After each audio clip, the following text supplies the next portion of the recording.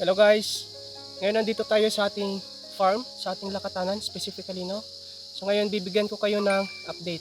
So ito guys, itong mga tinanim kong lakatan dito ay over a year na rin, no? Over a year kasi 2024 ako nag-start dito. Nag-start ako magtanim ng mga lakatan dito ay 2024 last year, month of April, no? April, May. So kasagsagan kong tanim ng mga lakatan dito ay June, July, August. So halos 1 year na. So ngayon guys, yung mas maaga na naitanim ko ng mga April, May, ilang puno pa lang yon kasi iilan pa lang yung mga suckers na nakukuha ko dun sa pinagkukunan namin. So yun yung mga nauna kong naitanim. At kung matatandaan nyo, no, so yung mga na-harvest ko, yun yung mga nauna kong tanim. So mga ilang piraso pa lang, ilang puno pa lang. So ngayon, nung pumasok itong 2025, no? January 2025, yung lahat ng mga naitanim ko that time ay na-insure ko sa insurance, no? Kasi August, if I were not mistaken, August or September last year, 2024, ay nakapag-register ako sa Agriculture's Office, sa Municipal Agriculture's Office, regarding sa pagpapa-insure ng sa mga livestock at sa mga high valued crops. So last January 2025 ay na-insure ko na din itong mga high valued crops ko, specifically itong mga tinanim kong lakatan at latundan.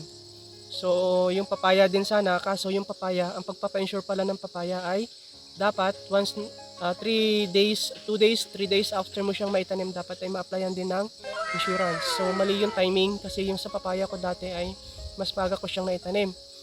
So hindi na siya pwedeng applyan ng insurance, high valued crop insurance, no? So ngayon papakita ko sa inyo yung buong area, no? Siguro may mga 1 hektarya din ito. Itong area na to ay dito sa lupa na Colpupoy, no? Ito yung kantuhan niya. Yan, itong puno ng kadyos na to, ito yung kanto. Ito may lakatan dito. So yan. Ito yung buong area niya. Yan, may mga tanim na yan, no? May mga lakatan na yan. Yan, ito mga huli lang to ng mga naitanim ko. So yan, hanggang dun yan. Yun yung puno ng nyog na yon.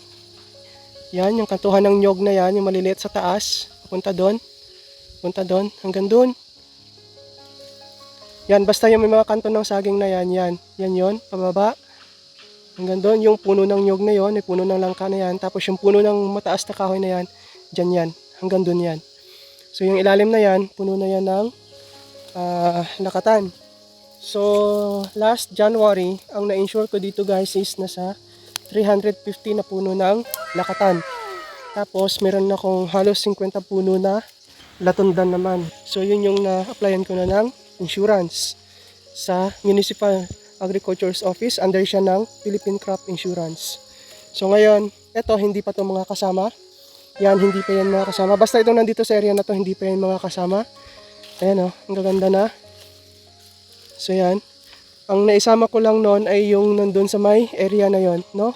Yan, yung area na yan. Hanggang doon sa taas, doon sa kabila na yan, yung kahoy na yan, andun pa lang yung mga naisama ko. Ito, hindi pa to mga kasama.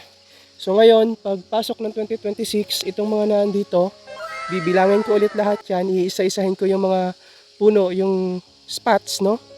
So, idadagdag ulit natin yon kapag tayo ay nag-renew ng ating high valued crop na mga halaman. So, idadagdag ulit natin siya dun sa bilang na ating na-insure natin last year. At yung mga nakaraan din, na na-insure natin na 400 puno, so, i-renew ulit natin yon.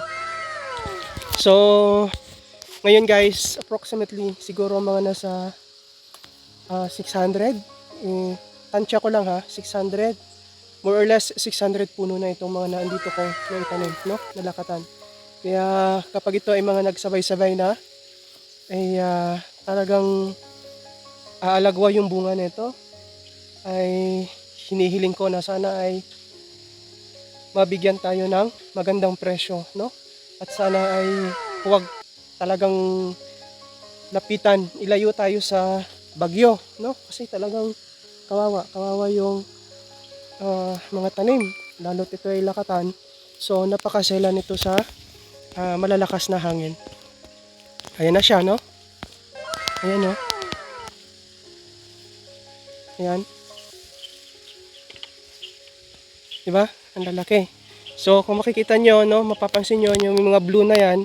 So, yan yung mga nagsibungahan na. Yan yung mga nauna kong tanim noon na mga nagsipagbungahan na. Ayan, no. So, binabalot ko siya guys ng mga polybags. No? Ayan, no. Kung mapapansin nyo, meron pa dun sa loob. Meron pa yun dun sa taas. No? Ayan, no. Yan.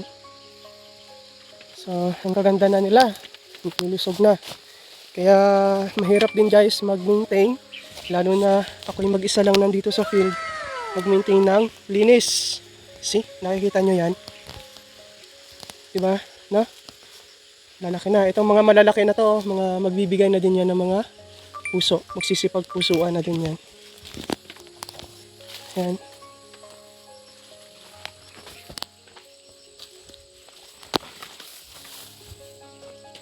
Ayan, tinuturo ko na kayo, no?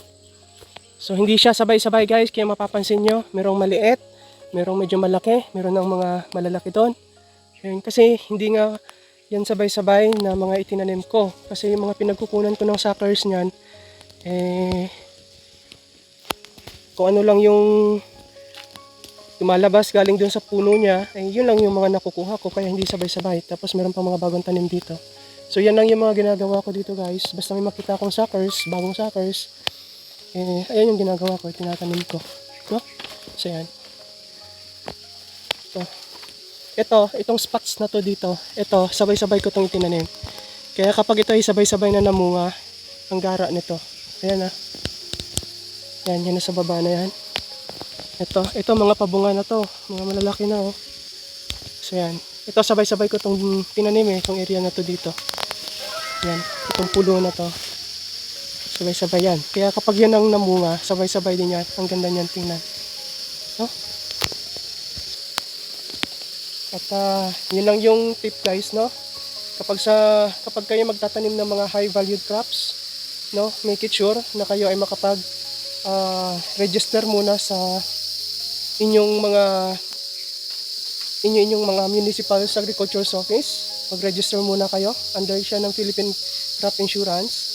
At kung ano yung mga livestocks nyo, kung ano yung mga alaga nyo na kambing, baka, kalabaw, insured nyo, no?